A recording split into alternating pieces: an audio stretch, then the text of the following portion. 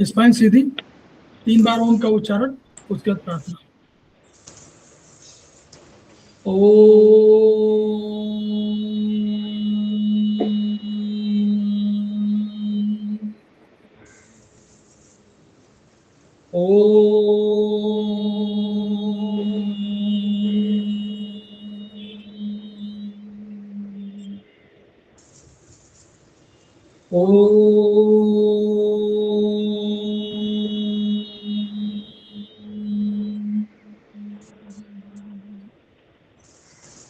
वह शक्ति हमें दो दयानिधे, कर्तव्य मार्ग पर डट जाए, पर सेवा पर उपकार में हम निज जीवन सफल बना जाए।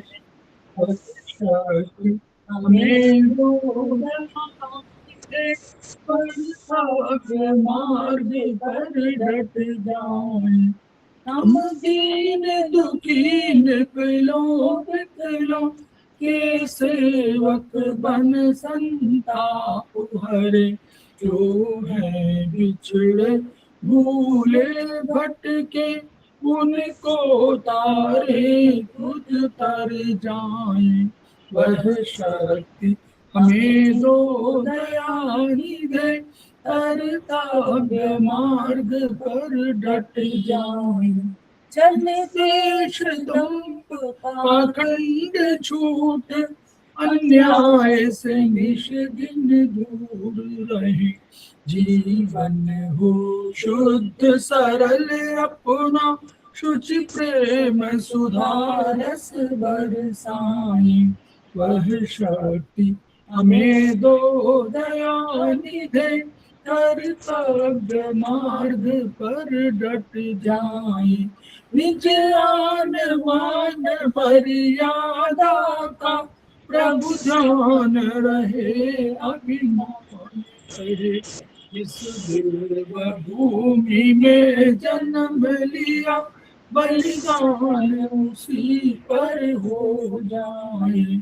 वह शक्ति हमें दो दयानिधे, कर्तव्य मार्ग पर डट जाए, पर सेवा पर उपकार में हम निज जीवन सफल बना जाए।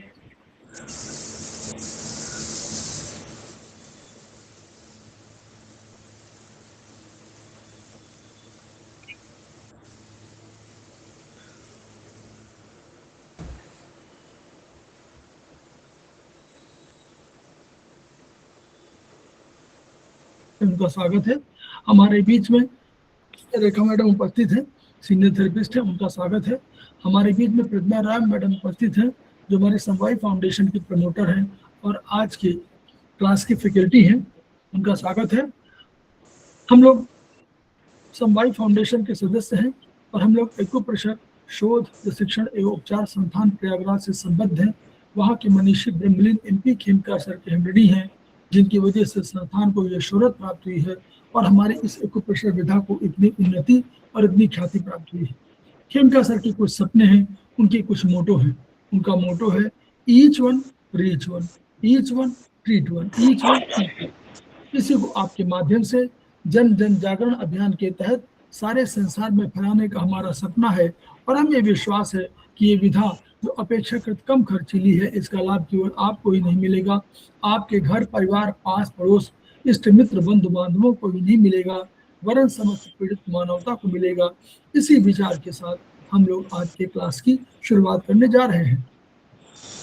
हम लोग आज चर्चा करेंगे BHB में, जो सेमेस्टर 1 में BHB में हम लोग आज डाइजेस्टिव सिस्टम पर चर्चा करेंगे, जो बहुत महत्वपूर्ण है रक्त के निर्माण के लिए। तो over to Pratima Rai madam, मैं शेयर कर दे रहा हूँ आज की वीडियो PDF को। प्रणाम सर, सभी गुरुजनों को प्रणाम, आदरणीय अरविंद सर को प्रणाम और उपस्थित क्लास में सारे साथियों को मेरा नमस्ते। आज का चैप्टर है, जैसे कि सर बताएं, BHB या डाइजेस्टिव सिस्टम। सर आवाज क्लियर है? थोड़ा सा क्लियर नहीं है, और सब तो ठीक है, थोड़ी सी थोड़ा वो है। या तो पास में रखिए या तो उसको अटैच कर दीजिए। वीडियो ऑफ कर दीजिए चाहे, अगर वीडियो ऑफ करेंगे तो आपका ठीक हो जाएगा। चैप्टर है डाइजेस्टिव सिस्टम, पाचन तंत्र। पाचन वह क्रिया है जिसमें कि कोई भी जो भी हम लोग भोजन खाते हैं उसे जटिल जो पदार्थ रहता है उसको सरल पदार्थ में चेंज करना, या फिर छोटे छोटे भोजन जो हम खाते हैं उसको छोटे छोटे टुकड़ों में विभाजित करके उसको ब्लड में अवशोषित करने लायक बना देना, ये पाचन कहलाता है। पाचन एक फिजियोकेमिकल प्रक्रिया है जो भोजन को छोटे टुकड़ों में विभाजित करके इस योग्य बना देता है कि वो ब्लड में अवशोषित होकर हमारे सेल तक पहुंच सके। पाचन का मुख्य कार्य होता है भोजन से ऊर्जा का निर्माण करना। तो अब इसमें देखते हैं कि क्या है डाइजेस्टिव सिस्टम में, और इसमें एक वर्ड आएगा पीएच बोल के। किसी भी एलिमेंट या कोई भी चीज, जैसे सलाइवा हो गया हमारा, किसी भी चीज का अगर उसका नेचर हम लोग पता करते हैं कि ये नेचर में क्या है, अगर एसिडिक है या अल्कलाइन है, तो वो उसके हमारे पीएच के थ्रू हमको पता चलता है कि हाँ ये एसिडिक है नेचर में या अल्कलाइन है। तो पीएच का फुल फॉर्म होता है पावर ऑफ हाइड्रोजन। कोई भी एलिमेंट या कुछ भी द्रव्य हो गया उसका पीएच 0 to 14 होता है। अगर किसी चीज का पीएच 7 है तो वो न्यूट्रल कहलाता है, अगर 7 से वो कम है तो एसिडिक होता है उसका नेचर, और अगर 7 से ज्यादा है तो उसका नेचर अल्कलाइन होता है। अब देखते हैं इसमें मनुष्य के भोजन में कार्बोहाइड्रेट, प्रोटीन, वसा, लवण, विटामिन एवं जल सम्मिलित है। इनमें से कार्बोहाइड्रेट, प्रोटीन व वसा क्रमशः ग्लूकोज, अमीनो एसिड एवं फैटी एसिड के रूप में ही शोषित हो सकते हैं। अतः पाचन तंत्र में इन्हें एंजाइम्स की सहायता से विभिन्न चरणों में हाइड्रोलाइसिस करके शोषण इकाइयों में यानी कि एब्जॉर्प्शन यूनिट में लाया जाता है। यानी हम जो कार्बोहाइड्रेट, प्रोटीन या वसा लेते हैं वो हमारा पाचन के थ्रू कार्बोहाइड्रेट कन्वर्ट हो जाता है ग्लूकोज में, प्रोटीन कन्वर्ट हो जाता है अमीनो एसिड में, और वसा जो है वो फैटी एसिड में चेंज हो जाता है। इसकी प्रक्रिया क्या है? पाचन तंत्र के कार्य में मुख्यतः 4 प्रोसेस होते हैं। एक डाइजेशन, दूसरा सिक्रेशन, तीसरा एब्जॉर्प्शन और चौथा होता है एक्सक्रीशन। पहला है डाइजेशन। अब डाइजेशन में देखते हैं क्या क्या ऑर्गन आते हैं। तो सबसे पहला है कि डाइजेशन में हमारा ओरल कैविटी यानी मुख गुहा होता है। हमारा डाइजेशन मुख गुहा से ही स्टार्ट हो जाता है। मुख गुहा से हमारा इसोफेगस में जाता है, इसोफेगस से फिर स्टमक में, स्टमक से फिर स्मॉल इंटेस्टाइन, स्मॉल इंटेस्टाइन से फिर एलआई में, लार्ज इंटेस्टाइन में, फिर रेक्टम, एनल, एनस के थ्रू वो पास आउट होता है। तो पहला जो स्टार्टिंग है और डाइजेस्टिव ऑर्गन का पहला पार्ट वो है मुख गुहा, जिसे ओरल कैविटी भी कहते हैं। मुख गुहा की बाहर की ओर सुरक्षा एक पेयर ऑफ लिप्स करते हैं। इनका खुलना एवं बंद होना मनुष्य की इच्छा पर निर्भर है, यानी कि वो वॉलेंट्री है, उसका कंट्रोल हमारे ऊपर है। हमारे मुख गुहा के ऊपर एक पेयर लिप है जिसका खुलना बंद होना वो हमारे ऊपर निर्भर करता है, यानी वो वॉलेंट्री है। इस गुहा में 2 संरचनाएं होती हैं जो हमारे भोजन को लुगदी या बोलस में कन्वर्ट कर देते हैं। तो पहला हमारा आता है टीथ। सामान्यतः हम जानते हैं कि एक एडल्ट के मुख गुहा में 32 दांत सेट होते हैं। तो पहला आता है कि सामने जो रहता है वो इंसाइजर है, इंसाइजर का 4+4 होता है। फिर कैनेन वो होता है 2+2, प्री मोलर 4+4 और मोलर 6+6 का होता है। तो इंसाइजर क्या करते हैं? इंसाइजर जो हमारे भोजन को काटने का कार्य करते हैं, और कैनिन वो भोजन को फाड़ने का काम करता है। प्री मोलर और मोलर दोनों ही भोजन को ग्राइंडिंग करने का कार्य करते हैं। तो पहले हमारा भोजन मुख गुहा के थ्रू अब इसोफेगस में आएगा। तो मुख गुहा में सबसे पहले दांत आया जो हमारे भोजन को छोटे छोटे टुकड़ों में विभाजित कर देती है। अब आता है जीभ, टंग। टंग हमारा यह फाइब्रोमस्कुलर ऑर्गन है जो विशेष स्केलेटल मसल्स द्वारा संचालित होती है। इसकी ऊपरी सतह यानी डॉर्सल सरफेस पर स्वाद ग्रंथियां यानी टेस्ट बर्ड्स मौजूद हैं, जिन्हें विशेष संवेदी अंगों यानी स्पेशल सेंस ऑर्गन के साथ वर्णित किया जाएगा। ये ग्राइंड इसी में होते पेज नंबर 202 में है, जी इसी किताब के पेज नंबर 202 में ये दर्ज है। जी सर के साथ वर्णित किया गया। और ग्राइंडिंग होते ही भोजन को निगलने हेतु वो लुब्धि बोलस रूप जीहा ही देती, यानी जो हम भोजन खाए वो तो दांत के थ्रू हमारा छोटे छोटे टुकड़ों में विभाजित हो गया, लेकिन जीव में एक तरल पदार्थ होता है जिसको सलाइवा कहते हैं, वो हमारे भोजन को जो है सलाइवा में लपेट के जीव जो है वो बोलस का रूप धारण कर देता है।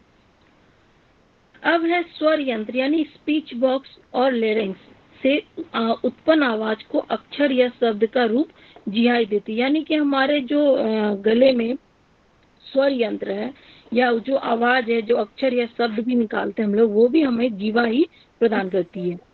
भोजन को लार में लपेटती है, ये टंग ही जो है हमारे भोजन को सलाइवा के साथ लपेटकर इसोफेगस में भेजती है।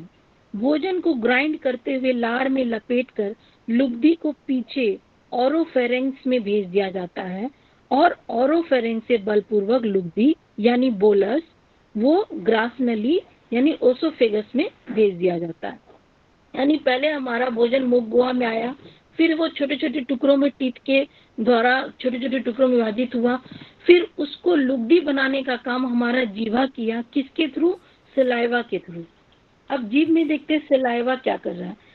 सलाइवा पाचन तंत्र में ये पहला पाचक रस है, यानी कि मुख गुहा से हमारा डाइजेशन स्टार्ट हुआ, लेकिन पाचक रस जो डाइजेशन जूस है वो हमारा स्टार्टिंग सलाइवा से स्टार्ट होता है। इसमें 3 भांति की लार ग्रंथियां निकलती हैं।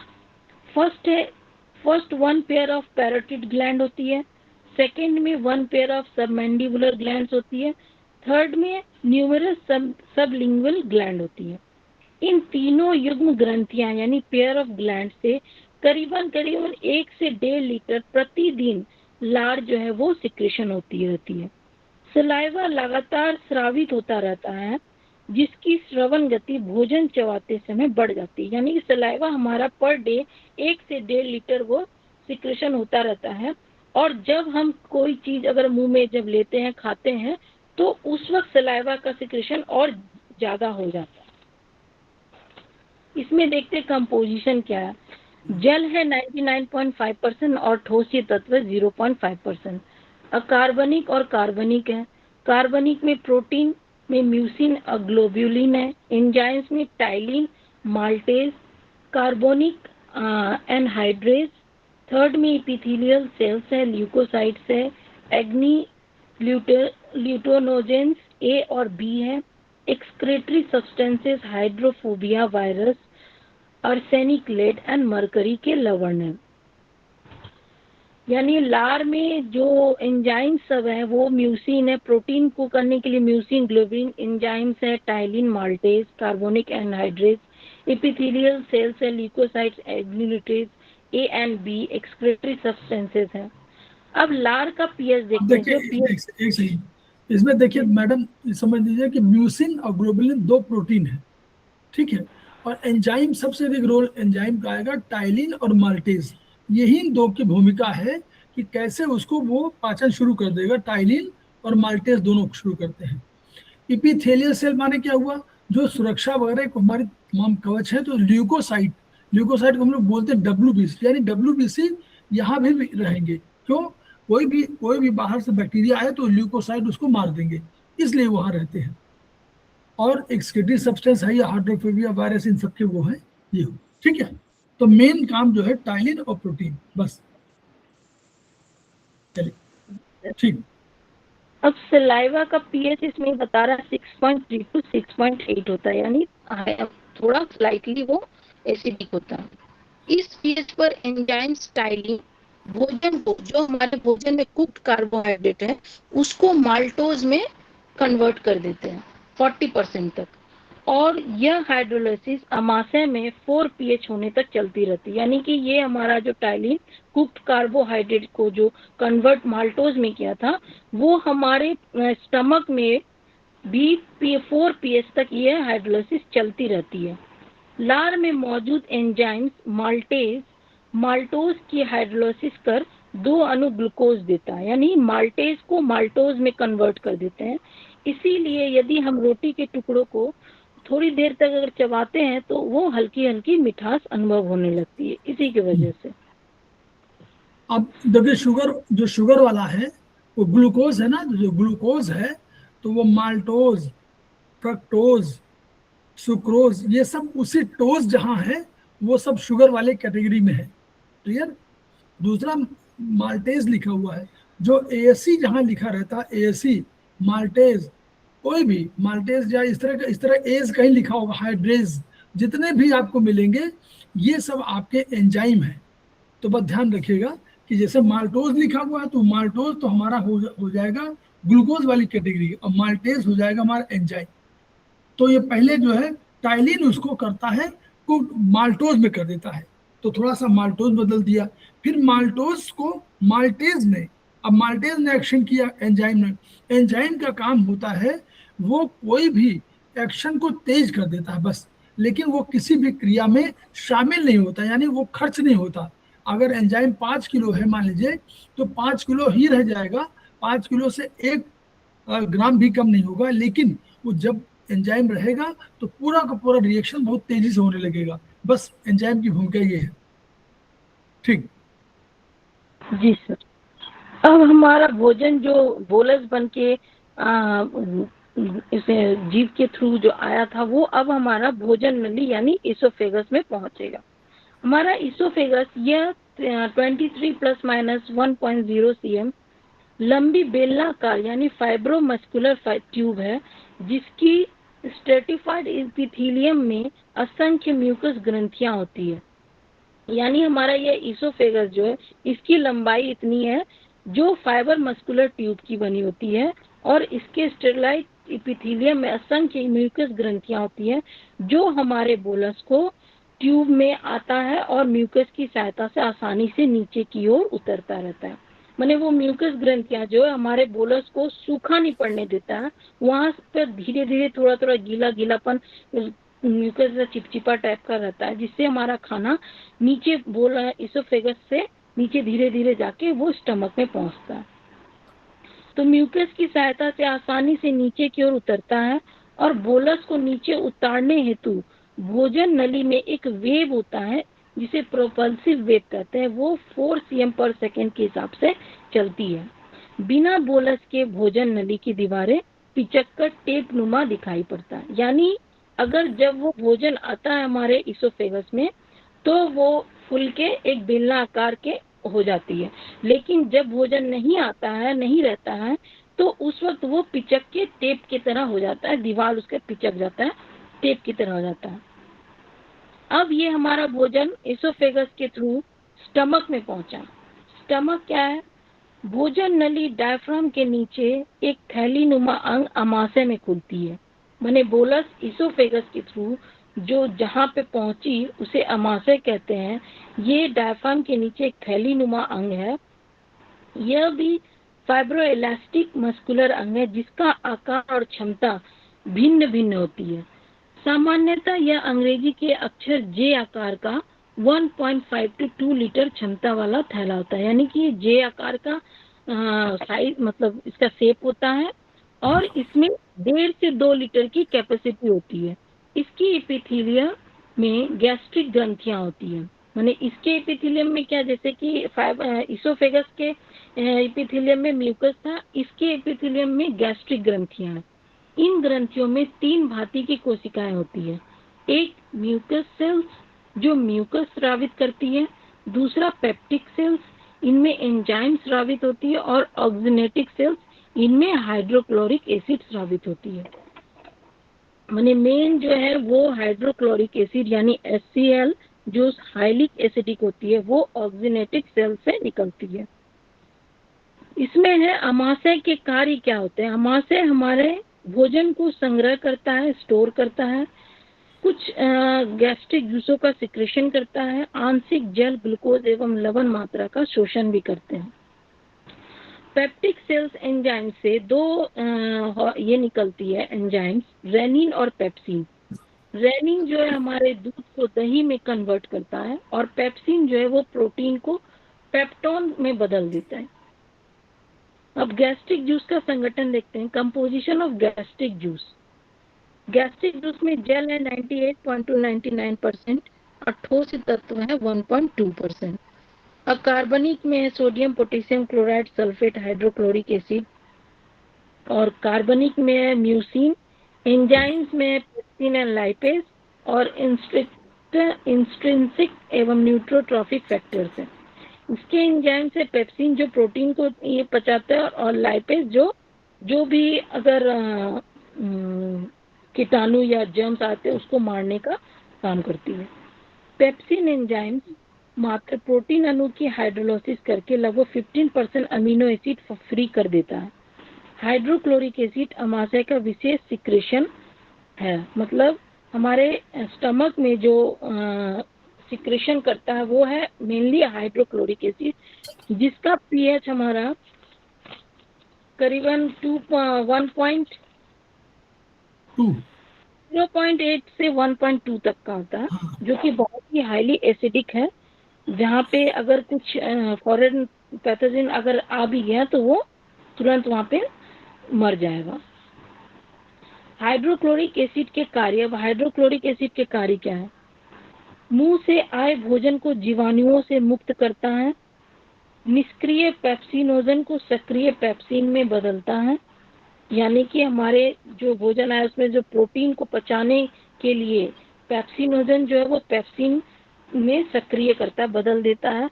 स्टार्च को ग्रेन के चारों ओर सेल्यूलोज की मेम्ब्रेन होती है उसे गलाकर स्टार्च को स्वतंत्र करता है और पेप्सिन के एक्शन के लिए ऑप्टिमम पीएच 1.2 to 0.8 उपलब्ध कराता है। यानी ये हाइड्रोक्लोरिक एसिड जो है वो प्रोटीन को पचाने के लिए पेप्सिनोजन को सक्रिय करके पेप्सिन में बदलता है। स्टार्च जो रहता है उसके चारों ओर सेल्यूलोज मेम्ब्रेन को उसको गलाकर स्टार्च में स्वतंत्र करते हैं। फिर पेप्सिनोजन के लिए एक्शन के लिए पेप्सिनोजन जो प्रोटीन को पचाएगा उसके लिए ऑप्टिमम पीएच 1.2 से 0.8 तक उपलब्ध कराते हैं। अमाशय से भोजन तरल रूप में ही बाहर निकल सकता है। अमाशय के निकास द्वार पर पाइलोरस है जो सर्कुलर मसल्स फाइबर से बने होने के कारण एक वल्व की भांति कार्य करता है। अमाशय में भोजन 3 से 4 घंटे रहता है और प्रोपल्सिव वेव के सहायता के साथ यह तरल हाईली एसिडिक आगे ड्यूडेनियम को सौंप दिया जाता है। यानी भोजन जो हमारा अमाशय में आया वो वहाँ पे एक म्यूकस है जो वो हाईली एसिडिक को माने पेट के जो एपिथेलियल सेल्स है उसको जलने से बचाता है वो म्यूकस, और जो भी भोजन आता है उसको 4 घंटे वहाँ पे 3 से 4 घंटे चर्निंग होता है। चर्निंग होके वो काइल में कन्वर्ट होके हमारे स्मॉल इंटेस्टाइन के पहले पार्ट ड्यूडेनियम को सौंप दिया जाता है। अब आते हैं स्मॉल इंटेस्टाइन में। आप जब अगर हम लोग एक्यूप्रेशर में ट्रीटमेंट करेंगे तो स्टमक का और एसोफेगस को एक ही होता है। स्टमक एसोफेगस का ट्रीटमेंट होना होगा, मुंह का ट्रीटमेंट होना होगा तो भी स्टमक में होगा, एसोफेगस का होगा तो भी स्टमक में होगा। लेकिन यहाँ पर जो है दोनों अलग अलग ऑर्गन के रूप में रखे गए हैं। एसोफेगस अलग है, मुंह को बताया, एसोफेगस बताया, फिर स्टमक बताया। लेकिन चाइनीज में जब चाइनीज या आयुर्वेदिक में जब भी हम लोग ट्रीटमेंट करेंगे तो स्टमक का हम लोग करेंगे तो एसोफेगस को भी हम स्टमक मानेंगे। ठीक है, चलिए। जी। अब हमारा भोजन काइल होके स्मॉल इंटेस्टाइन में पहुंचा।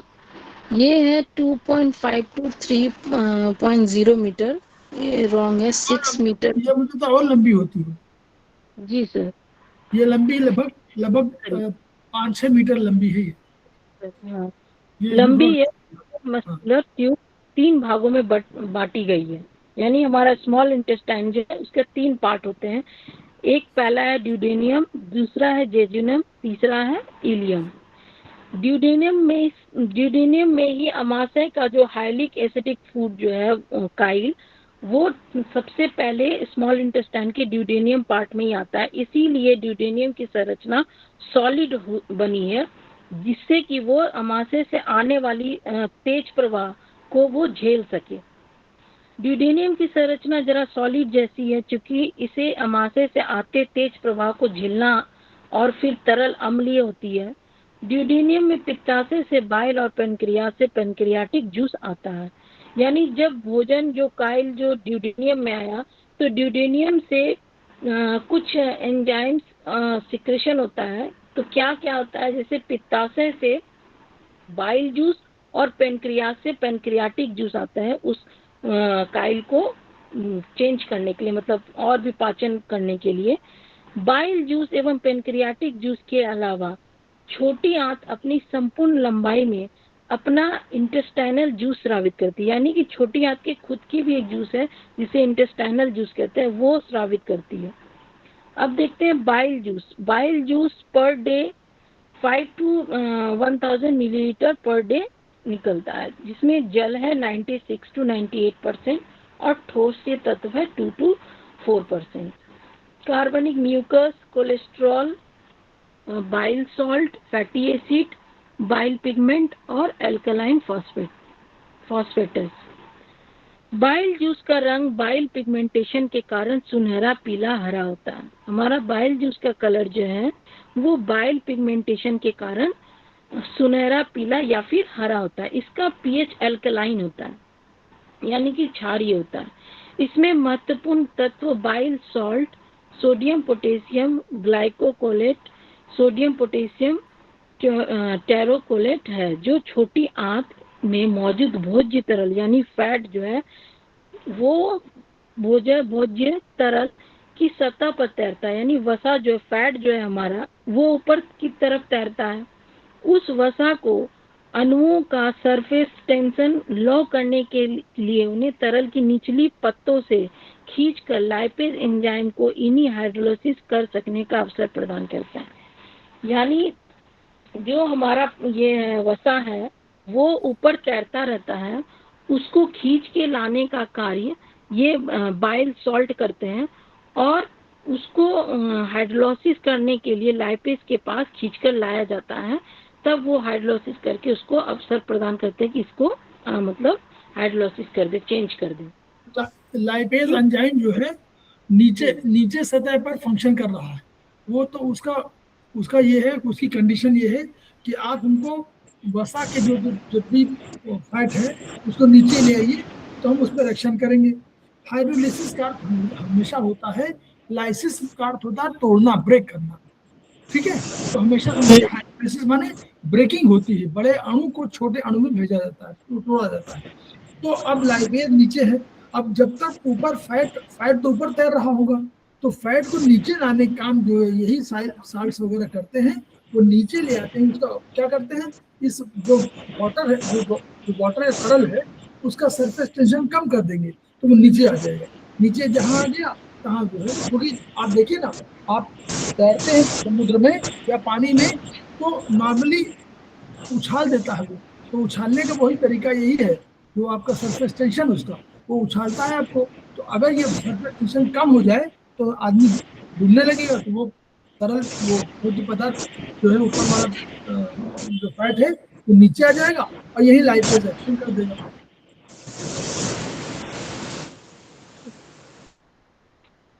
है लीवर।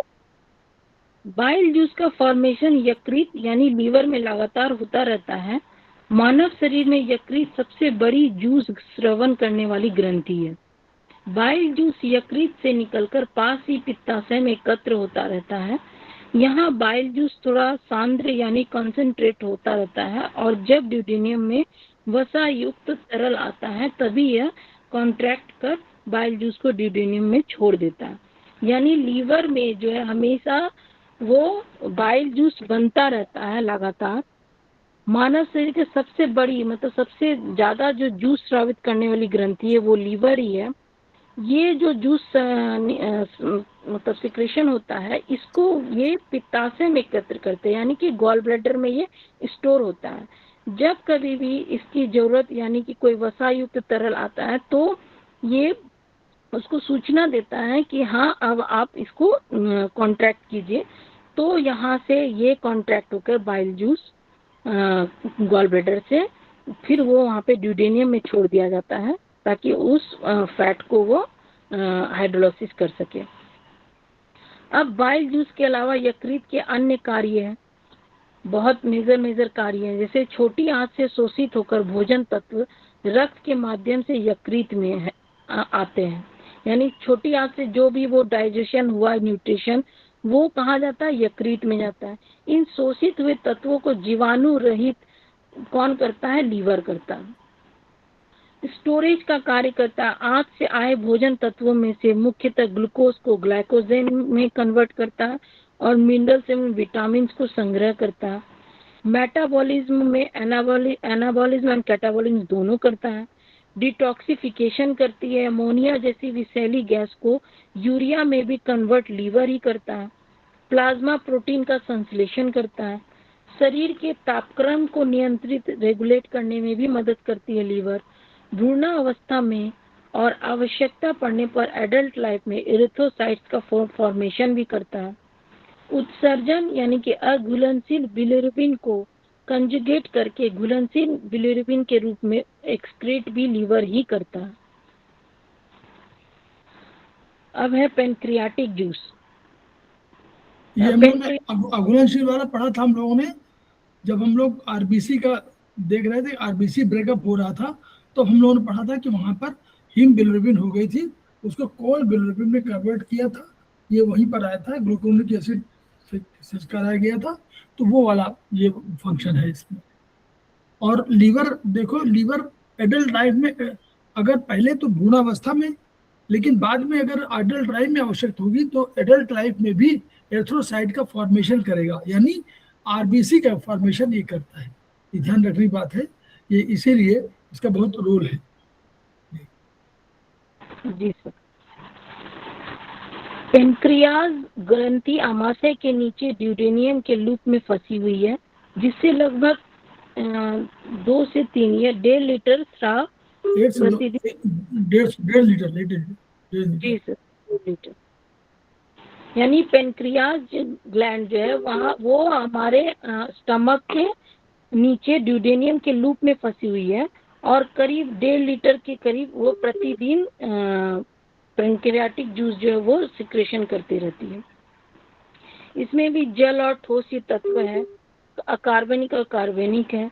एल्ब्यूमिन एवं ग्लोबुलिन आंशिक संश्लेषण करती है। एंजाइम्स है, प्रोटियोलैक्टिक एंजाइम्स है, trypsin, chymotrypsin, elastase, ribonuclease, deoxyribonuclease, carboxypeptidase, A B and amylase, starch की हाइड्रोलाइसिस हेतु लाइपेज, स्ट्रेस फॉस्फोलिपेज यानी कि फैट का, वो सब का भी ये डाइजेशन करते हैं। इस जूस में सबसे महत्वपूर्ण बाइकार्बोनेट आयंस हैं जो आमाशय से आते अम्लीय तरल को हल्का क्षारीय बनाता है।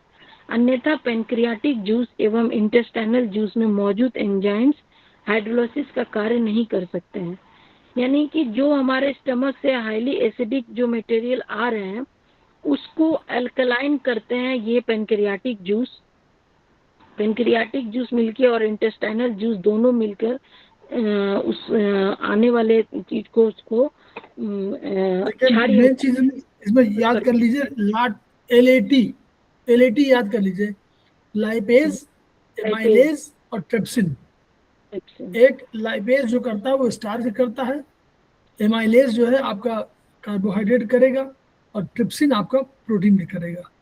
ठीक है जी। तो ये कन्वर्ट करके हाइड्रोलाइसिस नहीं कर सकता है, जिसके कारण पेनक्रियाटिक एंजाइम्स प्रोटीन, कार्बोहाइड्रेट एवं वसा को 80 to 90% हाइड्रोलाइज करके अमीनो एसिड, ग्लूकोज एवं फैटी एसिड अणुओं को स्वतंत्र कर देते हैं। यानी ये पेनक्रियाटिक जूस जो है वो प्रोटीन, कार्बोहाइड्रेट और वसा को 80 to 90% जो है वो अमीनो एसिड, ग्लूकोज एवं फैटी एसिड में कन्वर्ट कर देते हैं। अब है स्मॉल इंटेस्टाइन का खुद का जूस, इंटेस्टाइनल जूस। छोटी आंत की संपूर्ण लंबाई में स्थित ब्रूनर्स ग्लैंड यानी ड्यूडेनियम में एवं इंटेस्टाइनल ग्लैंड में 1 to 1.2 लीटर जूस प्रतिदिन स्रावित होती है, जिसमें जल ठोसीय है, कार्बनिक और अकार्बनिक है। कार्बनिक में enterokinase, exopeptidase, nuclease, nucleotidase, nucleosidase, phosphatase, intestinal lipase, cholinesterase, alkaline phosphatase, glucose 6 phosphatase है। ये सब ठोसी में पाए जाते हैं कार्बनिक में। इंटेस्टाइनल जूस में वे सभी अंतिम एंजाइम्स मौजूद हैं जो बचे हुए पदार्थ की हाइड्रोलिसिस करते हैं। यानी जो भी अब प्रोटीन, कार्बोहाइड्रेट, इन सब का पाचन हो गया, अब जो भी थोड़ा बहुत बचा हुआ है उन सब का अंतिम जो है वो इंटेस्टाइनल जूस के थ्रू होता है। बचे हुए भोज्य पदार्थ की हाइड्रोलिसिस कर देते हैं। यह एंजाइम आंत के ब्रश बॉर्डर पर मौजूद होते हैं। मतलब ये इंटेस्टाइनल जूस जो है वो कहाँ पे पाया जाता है, तो इंटेस्टाइनल के जो बॉर्डर है उसके ब्रश बॉर्डर में मौजूद होते हैं। यहाँ न्यूक्लियो प्रोटीन के पाचन हेतु संबंधित एंजाइम्स मौजूद होते हैं। इंटेस्टाइनल मूवमेंट, अब इसका मूवमेंट कैसे होता है? छोटी आंत में भोज्य तत्व काइल 8 से 10 घंटे रहते हैं। यानी कि जो काइम स्टमक से बन के आया स्मॉल इंटेस्टाइन में, वो अब काइल में कन्वर्ट हो गया और ये 8 से 10 घंटा स्मॉल इंटेस्टाइन में रहता है। और इसके कार्य पाचन है, सिक्रेशन है और एब्जॉर्प्शन है। यानी पाचन करती है, कुछ सिक्रेशन भी करती है जैसे इंटेस्टाइनल जूस वगैरह, और एब्जॉर्ब भी करती है, न्यूट्रिशन ये सब को एब्जॉर्ब करती है जो हमारे ब्लड में पहुंचती है। यहाँ दो भांति की मूवमेंट होती है। इसमें कौन कौन से मूवमेंट होते हैं? एक पेरिस्टल्टिक मूवमेंट, दूसरा segmentation movement. Peristaltic movement, it is a wave of contraction proceeded by a wave of relaxation. इस तरंग की गति इंटेस्टाइनल कंटेंट को 2 सेंटीमीटर पर मिनट आगे बढ़ाती है। यानी पेरिस्टल्टिक मूवमेंट के थ्रू हमारा जो भोजन है वो आगे बढ़ता है काइल। और सेगमेंटेशन मूवमेंट, यह वेव इंटेस्टाइन को सेगमेंटेशन में बांटती रहती है। इसकी वजह से एंजाइम्स को अधिक सरफेस एरिया क्रिया हेतु मिलता रहता है। इस वेव के कारण इंटेस्टाइनल फूड कंटेंट बार बार चॉप होता रहता है। इस वेव से फूड कंटेंट कतई आगे नहीं बढ़ते। यानी पेरिस्टल्टिक मूवमेंट से हमारा काइल जो है वो आगे बढ़ता है और सेगमेंटेशन मूवमेंट के थ्रू हमारे उसको काइल को फैलने का और चॉपिंग करने का इसमें मूवमेंट होता है, इससे चॉपिंग होती है। अब है छोटी आंत में तत्वों का शोषण। ये तो हो गया डाइजेशन इसका मूवमेंट। अब देखते हैं एब्जॉर्प्शन क्या क्या होती है। छोटी आंत का अगला महत्वपूर्ण कार्य भोजन तत्वों के हाइड्रोलिसिस के फलस्वरूप उत्पन्न ग्लूकोज, अमीनो एसिड और फैटी एसिड, कोलेस्ट्रॉल, लवण, विटामिन तथा जल का शोषण करना होता है। यानी जो हमने कार्बोहाइड्रेट, फैट और प्रोटीन लिया था वो अब हमारा glucose, amino acid, fatty acid, cholesterol, minerals, vitamin में जल में कन्वर्ट हो गया। अब उसको ये शोषण कर रहे हैं। शोषण करने हेतु छोटी आंत की एपिथीलियम मॉडिफाई होकर विली की संरचना करते हैं। यानी कि उसके एपिथीलियम सेल्स जो है अंदर की लेयर, वो मॉडिफाई होकर विली यानी कि उंगली के आकार के, छोटे छोटे उंगली के आकार की हो जाती है। एक विलियस उंगली आकार की संरचना है जिसमें एक सेंट्रल, लैक्टियल और पेरिफेरल ब्लड कैपिलरीज होती है। यह इंटेस्टाइन के ब्रश बॉर्डर का निर्माण करती है। शोषण एक्टिव ट्रांसपोर्ट और डिफ्यूजन मेथड तथा इंडोसाइटोसिस तरीकों से होता है। विभिन्न तत्वों का शोषण निम्न अनुपात में होता है। यानी कि यहाँ पे अब एब्जॉर्प्शन होता है, इसके एपिथेलियल ये जो है लेयर जो है वो मॉडिफाई होकर किसमें कन्वर्ट हो जाता है? छोटे छोटे विली में कन्वर्ट हो जाता है। उस विली जो है वो उंगली, छोटे छोटे उंगली के आकार की संरचना में होती है जिसमें एक सेंट्रल, लैक्टियल और पेरिफेरल ब्लड की कैपिलरीज होती है जो इंटेस्टाइन के ब्रश बॉर्डर का निर्माण करती है। और यह शोषण एक्टिव ट्रांसपोर्ट और डिफ्यूजन मेथड के थ्रू होता है, जिसके थ्रू जो भी न्यूट्रिशन फैटी एसिड, कोलेस्ट्रॉल, ये सब जो है एब्जॉर्ब होता है। अब किस में कितना, किस अनुपात में एब्जॉर्ब होता है वो देखते हैं।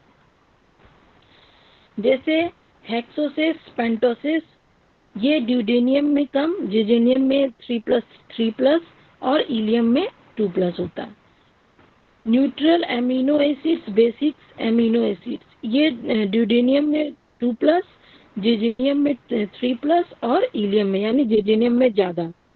फैटी एसिड्स, मोनोग्लाइसराइड और cholesterol, vitamin, ions and water, ये ड्यूडेनियम में ज्यादा है और जिजेनियम में कम, फिर इलियम में भी इसका शोषण ज्यादा होता है। छोटी आंत में भोजन तत्वों में से तत्वों के शोषण के पश्चात शेष भाग बड़ी आंत में छोड़ दिया जाता है। यानी जितना भी ये न्यूट्रिशन सब था, fatty acid, amino acid, glucose, ये सारा एब्जॉर्ब हो चुका। अब जो बाद बाकी जो बचा हुआ है वो किसको सौंप दिया गया? बड़ी आंत को, यानी कि लार्ज इंटेस्टाइन को।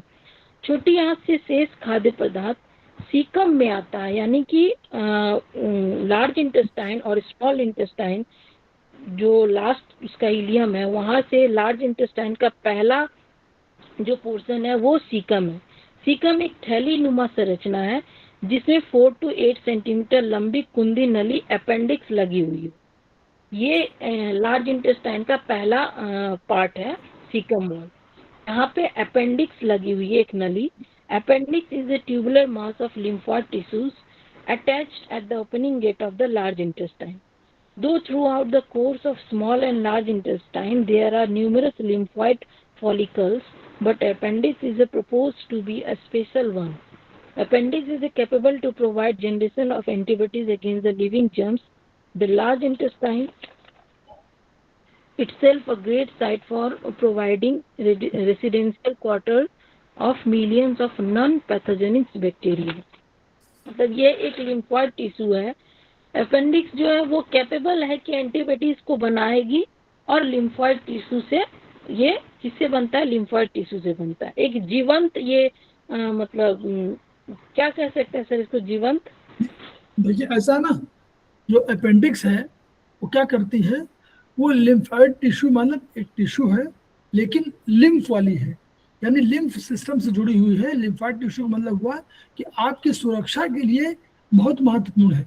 दो चीजें, टॉक्सिन बाहर निकालने के लिए और आपके जीवन की सुरक्षा के लिए, शत्रुओं से लड़ने के लिए। तो ये ट्यूबुलर मास है, इसलिए अगर हमें अपेंडिक्स को निकाल देते हैं तो हमको दो तरह का नहीं मिलता। एक तो वॉच डॉग नहीं मिलता, यानी वॉच डॉग माने अपेंडिक्स जब एलआई में जाने लगता है वो भोजन, तो अपेंडिक्स पहली बार है जो उसको रोकती है, द्वारपाल है कि भाई ये जो है जीवाणु नहीं जा सकता, ये विषाणु है ये नहीं जा सकता, तो उसको मारती है।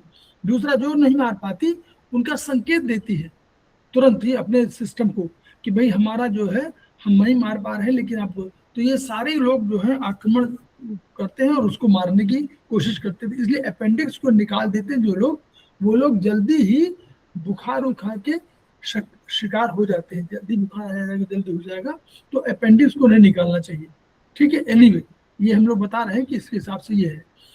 Appendix capable to provide generation of antibodies, यानी अपेंडिक्स में एंटीबॉडीज भी जनरेट कर सकते हैं। इसीलिए लिम्फोइड कहा है उसको, कि जैसे हम लोग थाइमस ग्लैंड में बोलते थे वैसे ही जनरेशन ऑफ एंटीबॉडीज यहाँ भी हो सकता है। इसलिए अपेंडिक्स का बहुत बड़ा रोल है डिफेंस सिस्टम में। तो अब वो केवल लोग कहते हैं कि वो, अरे डॉक्टर कहते हैं अरे बेकार है वो वैसे रखा हुआ, नहीं, बहुत बड़ा लिम्फोइड टिश्यू है, यानी सुरक्षा के लिए जिम्मेदार टिश्यू है। ठीक जी सर। अब ये काइम जो है वो लार्ज इंटेस्टाइन में आया। लार्ज इंटेस्टाइन की लंबाई 1.2 to 1.6 मीटर यानी छोटी आंत से कम होती है, परंतु बड़ी आंत का डायमीटर अधिक होने के कारण इसका क्षेत्रफल अधिक होता है। बड़ी आंत के कार्य जल, लवण एवं विटामिन का शोषण करना होता है, म्यूकस का श्रवण करना होता है, और विटामिन बी एवं के का सिंथेसिस यानी संश्लेषण करता है, उत्सर्जित पदार्थों का संग्रह करता है, और बैक्टीरिया के कारण रासायनिक क्रियाएं भी होती है। मतलब यहाँ जल, लवण और विटामिन को एब्जॉर्ब करता है। ज्यादा जल ये लार्ज इंटेस्टाइन में ही एब्जॉर्ब होता है, हाँ और इसमें चिपचिपा पदार्थ होता है जो हाँ, इसको रोकने में मतलब मदद करती है कि ये आगे फ्लो करती है आराम से। आगे फूड बाहर बाहर निकालने के लिए। जी और सर। विटामिन बी और के बनाता है, जी विटामिन बी और के बनता यहीं पर है। ठीक है। अब एक किडनी का। पैथोजेनिक फैक्टर्स देखिए यहाँ पे लिखा हुआ ना, पैथोजेनिक बैक्टीरिया, इनका नाम क्या है, पैथोजेनिक बैक्टीरिया है। तो बैक्टीरिया जो हमारे पास कौन सा, जो हम लोग कहते हैं कि अच्छे, हमारे अच्छे गुड। गुड बैक्टीरिया, तो गुड बैक्टीरिया इसलिए कहलाते हैं कि ये आपके भोजन से कुछ नहीं लेते हैं, आपका रक्त तो कोई नहीं पीता है, लेकिन ये आपके लिए सहयोगी होते हैं, इसलिए हमारे हम लाभदायक बोलते हैं। और दूसरे बैक्टीरिया हमारा खून चूस पीते हैं, खून वो स्मॉल इंटेस्टाइन में होकर के खून पीते रहते हैं, तो ये नहीं करता है। तो इसकी रासायनिक क्रियाएं देखिए, दो तरह की होती है। नंबर एक, फर्मेंटेशन, यानी कार्बोहाइड्रेट का अगर पाचन नहीं हुआ कहीं, मान लीजिए कोई कार्बोहाइड्रेट आपने खाया और वो पाचन नहीं हुआ, तो यहाँ पर बैक्टीरिया क्या करेगा, इसको जल और CO2 बदल देगा, तो गैस निकल जाएगी, जल होगा। दूसरा, प्यूट्रीफैक्शन, यानी अगर प्रोटीन होगा तो यही प्रोटीन का पाचन नहीं हुआ, तो यही इसको बोलते हैं एनोरोबिक बैक्टीरिया। तो ये क्या करता है, उसको मीथेन और फिनॉल में बदल देता है। तो ये काम करता है, इसीलिए आपको जो है कभी कभी जब खाना नहीं पचता तो अधिक जो है गैस पास होती है, तो ये कारण यही है। ठीक। जी सर। श्रोणि बृहदांत्र मलाशय एवं गुदा नली यानी पेल्विक कोलन, रेक्टम और रेक्टन कैनाल। बड़ी आंत में मांस पेरिस्टल्सिस के कारण उत्सर्जी पदार्थ अब पेल्विक कोलन में पहुंच जाता है। यही वो जगह है जहां डेफिकेशन रिफ्लेक्स सेट होने के पर मल त्याग दिया जाता है। इसी के निष्क्रिय होने पर कब्ज और हाइपर एक्टिव होने पर बार बार मल त्याग जाना पड़ता है। यानी जो हमारा अब जो भी पदार्थ था वो हमारा बड़ी आंत में मास पेरिस्टल्सिस के कारण अब वो उत्सर्जी पदार्थ जो है वो पेल्विक कॉलन में पहुंच जाता है। और यही वो जगह जहां पर एक डेफिकेशन रिफ्लेक्स सेट होता है कि जब हमें मल त्याग करने की इच्छा होती है तो हम लोग मल त्याग करते हैं, जब नहीं होती तो नहीं करते हैं। लेकिन जब यह प्रोसेस में किसी भी तरह की कोई भी गड़बड़ी होती है तो वो क्या होता है कि कब्ज का रूप ले लेता है, और अगर हाइपर एक्टिव हो जाता है तो बार बार मल त्याग करने जाना पड़ता है, यानी लूज मोशन में आती। मलाशय, रेक्टम एक फुला हुआ अंग है जिसमें मल पहुंचकर डेफिकेशन रिफ्लेक्स हाई डिग्री का सेट कर देता है और मल रेक्टल कैनाल की ओर चलता है। यानी रेक्टम एक फुला हुआ अंग है जिसमें मल पहुंचता है और डेफिकेशन रिफ्लेक्स हाई डिग्री का सेट कर देता है और मल को जो है वो रेक्टल कैनाल की ओर माने चलता है वो। गुदा नली अब है रेक्टल कैनाल के दोनों छोर पर स्पिंचर लगे हुए हैं। एक इनवॉलेंट्री है नेचर का है और जो डेफिकेशन रिफ्लेक्स के साथ खुलता है, परंतु एक्सटर्नल जो है वो बाहरी वाली स्पिंचर जो वो वॉलेंट्री नेचर का है, जो मनुष्य के चाहने पर ही खुलता है और तभी मल उत्सर्ज होती है। यानी रेक्टम कैनाल के दोनों छोर में दो स्पिंचर लगे हुए हैं, एक इनवॉलेंट्री और दूसरा एक्सटर्नल।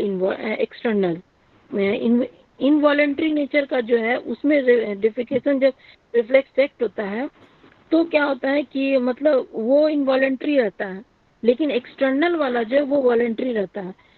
अंदर वाले में तो मेरा कंट्रोल नहीं है, लेकिन बाहर वाले में मेरा कंट्रोल है कि हाँ हम मुझे अभी जाना है या नहीं जाना है, ये मेरे हिसाब से चलता है। अब दूसरा है हार्ट बर्न। अब ये कुछ कुछ बीमारी का लक्षण है। Heartburn, water brash, eructations. Heartburn is a burning sensation behind the sternum. It is due to reflux of acid into the esophagus, may due to esophagitis or duodenal ulcer. Heart burn यानी कि जलन, छाती में जलन होना, ये कभी कभी डाइजेशन के कारण होता है, जो कि कभी कभी इसोफेगस मतलब इसोफेगस के फूड पाइप में भी जो है जलन सा महसूस होने लगता है। ये किसके कारण हो सकता है, इसोफेगाइटिस के कारण भी या ड्यूडेनल अल्सर के कारण भी हो सकता है। वाटर ब्रश होना यानी मुंह में पानी आना is the filling of mouth with a watery fluid, though not necessary due to an organic disease, may accompany with the pain of duodenal ulcer. Irritations of a small amount of the acid of gastric contents along with flatus are common both in functional and organic disease of the stomach. जी Sir, हाँ जी madam.